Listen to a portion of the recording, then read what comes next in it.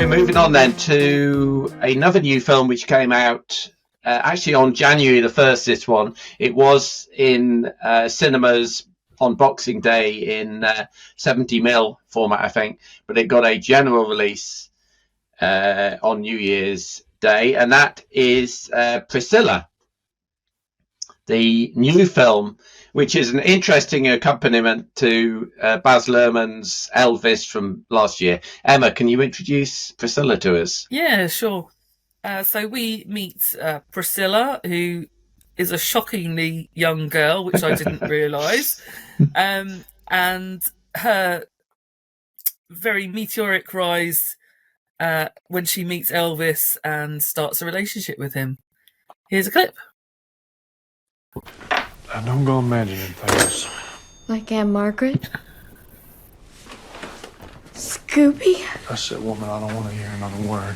Was there something you're hiding? I don't have a goddamn thing to hide. You're just being too goddamn aggressive and demanding. You know, I think you should go see your parents for a little while. What?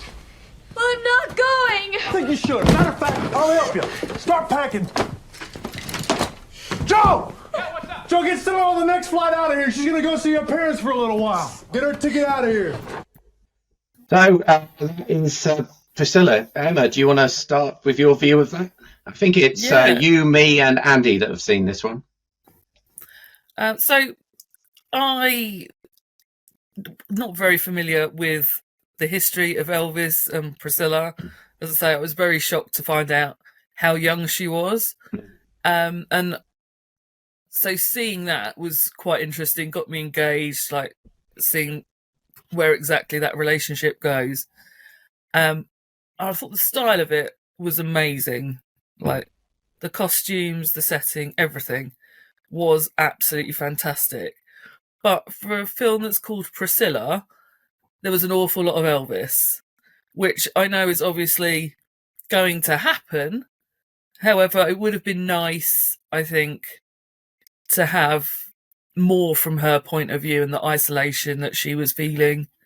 And it's, yeah, like you say, we've already had Elvis last year. It's a very good companion piece to that, I suspect, for some people. But I think it was really just missing something for me. I did like the way that they managed to cover up the fact they hadn't got any of the music, though, which I thought was really impressive. Like, I noticed it wasn't right, but I was still like, oh yeah, this is right.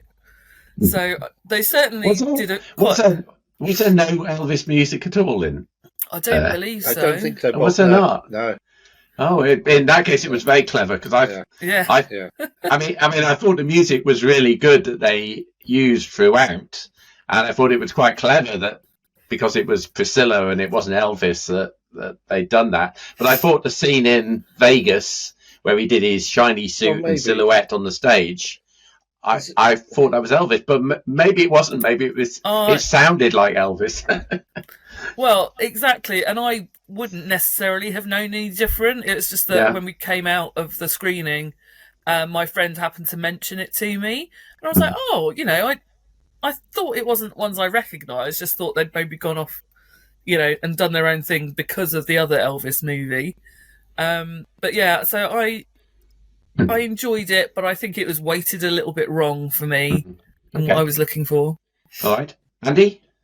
Too many montages. That's all I'm going to say. I thought that there were too many montages. I thought that it was just a bog standard biopic. Again, nothing revolutionary in the way the story is told. And as Emma says, I would like to have seen a little bit more focus on, Priscilla's emotions, on her sense of isolation. There are scenes where you see her in Graceland where she's just sitting on the couch on her own, milling around, obviously bored stiff, wondering what to do with herself, waiting for Elvis to come back from whichever movie he's made next, whichever terrible movie he's made next very often. I think that being an Elvis fan, I did know the history, and I loved Baz Luhrmann's film. this kind of felt like a B picture alongside what would be an A picture. So going back to days when we were young, Bob, and you'd go and see a double bill, and you'd have a B picture and an A picture. This would have been the B picture. Baz Luhrmann's Elvis would have been the A picture. I didn't think there was anything remarkable about the way the story was told in terms of the way it was photographed or directed or whatever. But I did think there were too many montages and not enough. It didn't feel like an in-depth look at Priscilla's life. Let's put it like that. Mm-hmm. I would actually disagree with that. I thought it was a very clever film from Sofia Coppola. I mean, as I was listening to the Commode review on Commode and Mayo's Take, that small little movie review podcast that I sometimes listen to, and he said it's very clever that they've been able to make a film about effectively a side character, and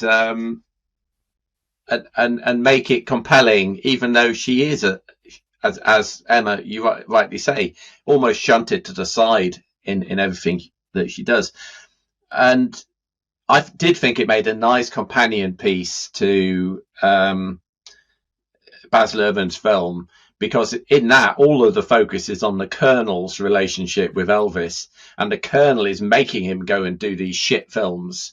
And you almost feel like Elvis's relationship with Priscilla was almost like that frustration about his career getting vented down the chain, if you were, to her.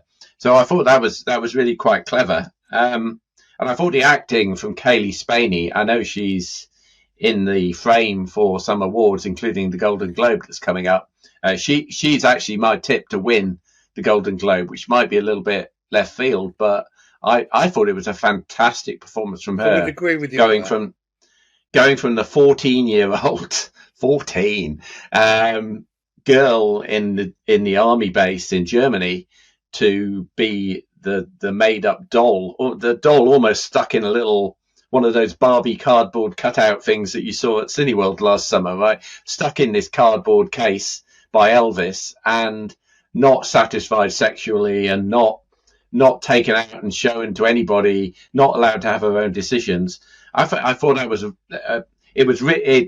I could see Elvis fans not enjoying this, because it does cast Elvis in a much more negative light than the first film did.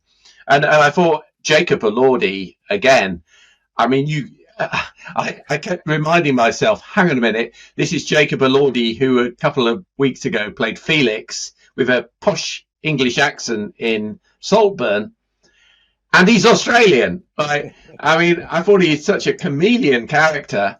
I thought he was very, very good Elvis in this, and he actually played it really well. So, I enjoyed it. I mean, I wouldn't put it up there as being in contention for best film or anything, but I thought it was quite a cleverly made film and beautifully photographed. And I just did a quick Google search, and there is no actual Elvis in the film. Oh, right. Apparently, the Elvis Presley estate told Sofia Coppola, "We do not participate in things we don't originate." Oh, right. Okay. So. Good. Okay. So scores on the doors. I gave this one a 7 out of 10. Emma? I just had to double check my score, so I actually gave it a 4. Okay. And Andy? A 6. 6 for me. A 6. Oh, so that's 17 divided by 3 is 5.66, I think, for the Flickering Dreams. We're really making you work for this maths this week. Yeah, you are. It's all the fractions, isn't it? Yeah. New year, new maths, yes. And I've got a piece of paper and writing it down makes it a lot easier, yeah. So that makes Priscilla from Sofia Coppola, unfortunately, a Flickering Dreams miss. That's 1 hit and 2 misses so far today. Right.